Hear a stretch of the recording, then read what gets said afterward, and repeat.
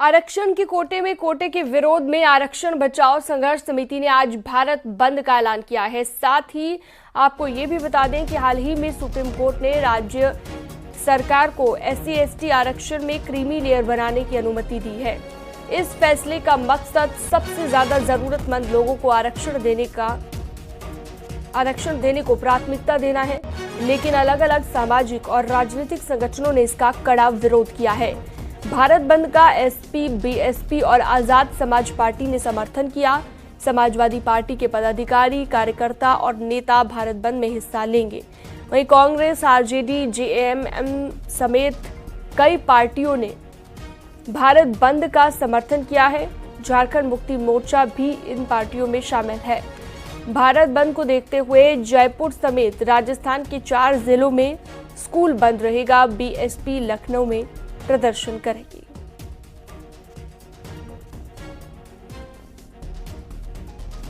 तो supreme court के फैसले का विरोध किया जा रहा है। भारत बंद के जरिए भारत बंद का ऐलान क्यों किया गया है वो भी हम आपको बता रहे हैं। आरक्षण में कोटे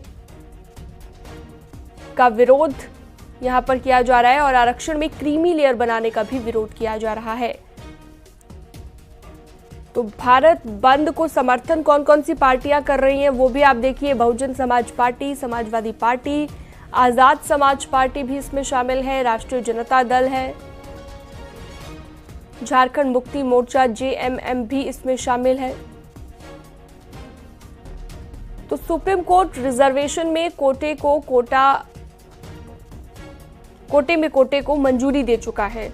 ऐसे में अब राज्य में आरक्षण को लेकर जिस तरह का ये विरोध किया जा रहा है सुप्रीम कोर्ट के फैसले का, उसी को देखते हुए अब भारत बंद का ऐलान किया गया है।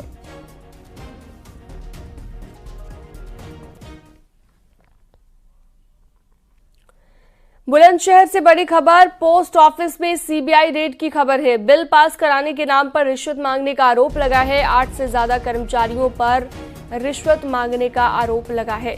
CBI गाजियाबाद यूनिट द्वारा रेड की खबर है।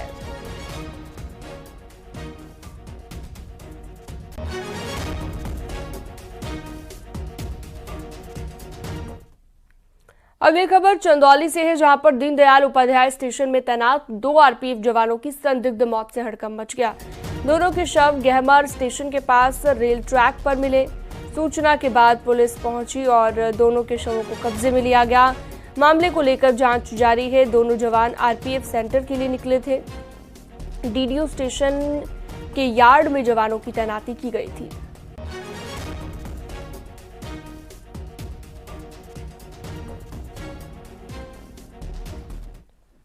अंबेडकर नगर में गैंगरेप के तीसरे आरोपी को पुलिस ने गिरफ्तार कर लिया है। गोली लगने से आरोपी घायल हुआ, जिसे अस्पताल में भर्ती करवा दिया गया। और आपको बता दें कि 2 आरोपियों को पुलिस पहले ही जेल भेज चुकी है। आपको बता दें गैंगरेप पीड़िता ने 17 अगस्त को फांसी लगाकर आत्महत्या कर ली थी। लड़की के पिता ने 3 नामजद आरोपियों पर मुकदमा दर्ज कराया था। गिरफ्तार किया जा चुका है। तीसरा अपराधी जो अभी तक फरार चल रहा था, जिसकी गिरफ्तारी के लिए टीमें गठित की गई थी। आज सूचना प्राप्त हुई कि चोरमरा जो गोरखपुर लिंक एक्सप्रेसवे के पास जगह है, वहां पर वो कहीं भागने की फिराक में खड़ा है। इस सूचना पर पुलिस पार्टी द्वारा उसकी घेराबंदी की गई। पुलिस से गिरता देख अपराधी द्वारा पुलिस पार्टी पर फायरिंग की गई। पुलिस पार्टी द्वारा जवाबी फायरिंग में अपराधी घायल हुआ है, जिसको गिरफ्तार कर इलाज हेतु अस्पताल में भर्ती कराया गया है। केशव मौर्य और अखिलेश यादव में जुबानी जंग काफी तेज हो चुकी है। बात अब दरबार और दरबारी तक पहुंच गई है। जिस झगड़े की शुरुआत अखिलेश यादव ने की, उसे केशव मौर्य ने अब और आगे बढ़ा दिया है। देखिए, ये केवल अपने परिवार का भला कर सकते हैं, अपनी जाति का भला कर सकते हैं। उत्तर प्रदेश के चुनावी दरबार में कौन दरबारी है, किसकी तरफदारी है और किसकी सियासी लाचारी है, वो अखिलेश यादव और केशव मौर्य के जुबानी हमले में साफ साफ झलक रही है। अखिलेश केशव को दरबारी बता रहे तो केशव अखिलेश यादव को, और इस वाक युद्ध में बात मुलायम सिंह तक पहुंच चुकी है। ये बयानवीर हैं, रोज बयान देंगे, लेकिन गरीब का भला नहीं कर सकते, पिछड़ों का भला नहीं कर सकते, दलितों का भला नहीं कर सकते। ये केवल अपने परिवार का भला कर सकते हैं, अपनी जाति का भला कर सकते हैं। दरअसल एक दिन पहले अखिलेश यादव ने केशव मौर्य को दरबारी बताया, जिस पर डिप्टी सीएम ने भी तीखा पलटवार किया। अखिलेश यादव ने लिखा, कोई डबल हार के उपहार के बाद भी डबल इंजन का प्रशंसा प्रमाण पत्र बांट रहे हैं। उनका काम दरबारी चारण की तरह करना बस स्तुतिगान है। अगर सच में उपयोगी होते तो दिल्ली के मंडल में भी होने चाहिए थे, लेकिन है नहीं। इसका जवाब देंगे या रहेंगे चुप। अखिलेश के इस और चुप वाली टिप्पणी पर केशव मौर्य ने तीखा पलटवार किया है। उन्होंने अखिलेश के सोशल मीडिया पोस्ट का जवाब सोशल मीडिया के जरिए ही दिया।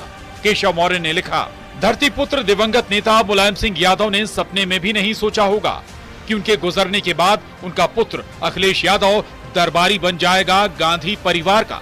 इससे उनका समाज भी आहत है कि नेताजी का बेटा किसी और की चाकरी करे। इससे पहले भी दोनों नेताओं के बीच जुबानी हमले हो चुके हैं। जब अखिलेश ने केशव मौर्य को डिप्टी सीएम मानने से इनकार कर दिया तो केशव मौर्य ने कहा, अखिलेश की साइकिल पंचर हो चुकी है। के लिए उनका नाम मत लिया करो, वो कुछ है ही नहीं। वो क्या है, मुख्यमंत्री डांट देंगे तो अभी चुप हो जाएंगे 2 मिनट में। सच्चाई है, मुझे किसी ने बताया कि अगर वो डांट दे मुख्यमंत्री जी तो पता ही लगेगा वो डिप्टी सीएम है कौन। वो नहीं मानते, आप पता कर लेना। अखिलेश यादव जी का खेल खत्म हो चुका है। झूठ बोल करके उनकी साइकिल जो पंचर थी उसमें हवा भर लिया उन्होंने लोकसभा के 2024 के चुनाव में। अब साइकिल नहीं चलेगी, अब साइकिल पंचर होगी, साइकिल भ्रष्ट होगी, साइकिल सफाई जाएगी। यानी जो लड़ाई लोकसभा चुनाव के बाद शुरू हुई वो उपचुनाव तक पहुंच चुकी है। लेकिन सबसे बड़ा सवाल है, आखिर प्रदेश के 2 बड़े नेता बार बार एक दूसरे पर हमलावर क्यों हो रहे? आखिर क्यों केशव मौर्य और अखिलेश एक दूसरे को देखना तक पसंद नहीं करते? क्या इस लड़ाई में गैर यादव ओबीसी वोट बैंक की कसक है? फिलहाल इस पर सस्पेंस है, लेकिन दरबारी पर सियासत अब भी जारी है। Bureau report, news 18।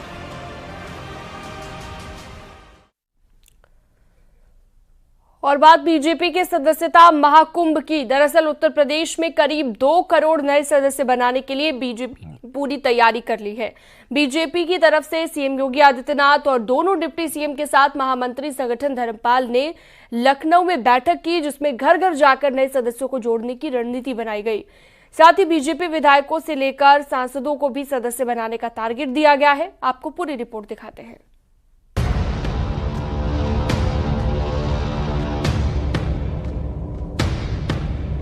देश की सबसे बड़ी राजनीतिक पार्टी सबसे बड़े प्रदेश में सबसे बड़ा सदस्यता अभियान चला रही है, वो भी उस समय जब दरवाजे पर उपचुनाव दस्तक दे रहा है। लखनऊ में बीजेपी की वर्कशॉप हो रही है। पार्टी पदाधिकारियों को मंत्र दिया जा रहा है। संगठन को और मजबूत करने के लिए मीटिंग हो रही है। यूपी में 2 करोड़ सदस्य बनाने का टारगेट रखा गया है। एक सांसद को 20,000 सदस्य बनाने का लक्ष्य है। एक विधायक को 10,000 सदस्य बनाने का लक्ष्य है और उपचुनाव से पहले इस टारगेट को पूरा करना होगा।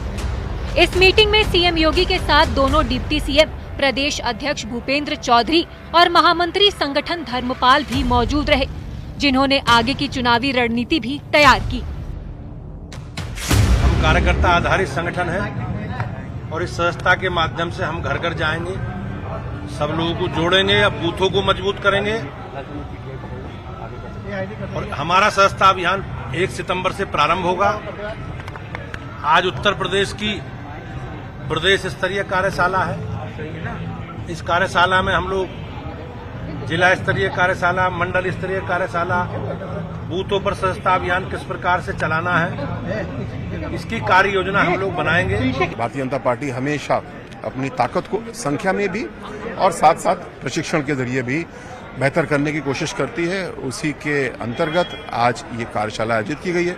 इस कार्यशाला में बहुत सारी चर्चाएं भी होंगी, एक रणनीति बनेगी और निर्देश हम लोगों को प्राप्त होगा। अगले 2-3 महीने हम लोग मिल करके, जो हमारे पास व्यक्तिगत अनुरोध बहुत से लोगों के आते हैं कि हम जुड़ना चाहते हैं, हम लोग बहुत से लोगों को जोड़ना चाहते हैं, इस पे काम करेंगे। संख्या बल भी बढ़ेगा।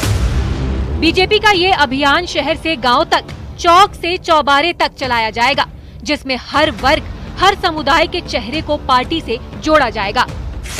यूपी में 403 विधानसभा क्षेत्र में सदस्यता अभियान चलाया जा रहा है। दलित, ओबीसी वर्ग के वोटर सदस्य बनेंगे। 2 करोड़ नए सदस्य बनाने का प्लान तैयार हुआ है। हर विधानसभा में 50,000 से ज्यादा सदस्य जुड़ेंगे। लोकसभा चुनाव के रिजल्ट के बाद बीजेपी अब किसी तरह की कोई कसर नहीं छोड़ना चाहती, इसलिए यूपी में 10 सीट पर होने वाले उपचुनाव के लिए स्पेशल प्लान भी बना रही है, ताकि जहां कमी रह गई उसे पूरा किया जा सके। और सीएम योगी का संदेश भी कुछ इसी दिशा में है। Bureau report, news 18।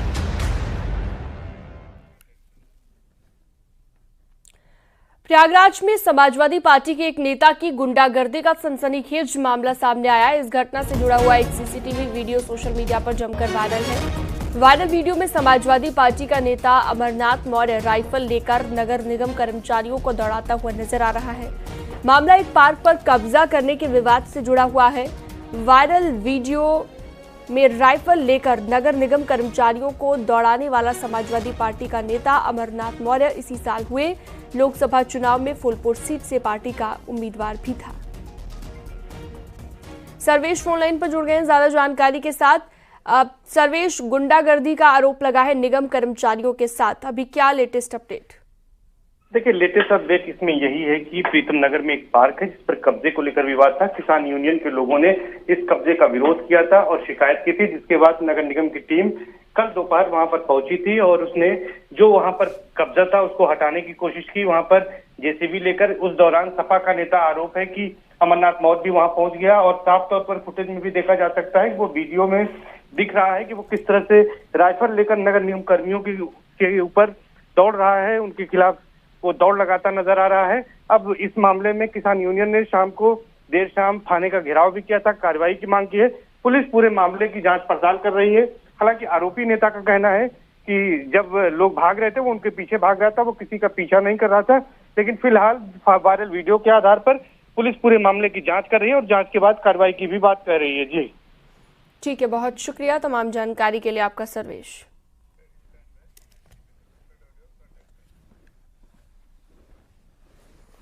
और मथुरा से बड़ी खबर, एनकाउंटर में 3 आरोपी गिरफ्तार किए गए हैं। ज्वेलर्स से लूट के आरोपी हैं ये बदमाश और लुटेरों से बाइक, गहने और असलहा इनसे बरामद कर लिया गया है। 18 अगस्त को ज्वेलर्स से लूट हुई थी, जिसके बाद अब इन आरोपियों को गिरफ्तार कर लिया गया है।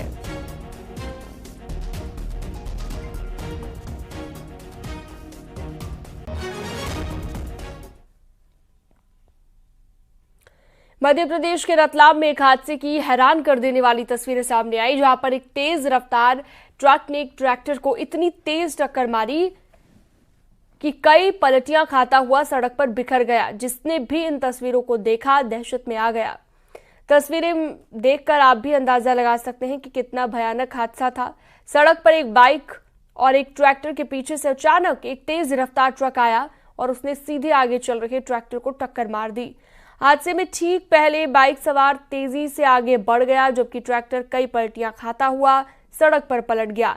इस हादसे के बाद भी ड्राइवर ने ट्रक को नहीं रोका और वो तेजी से आगे बढ़ गया।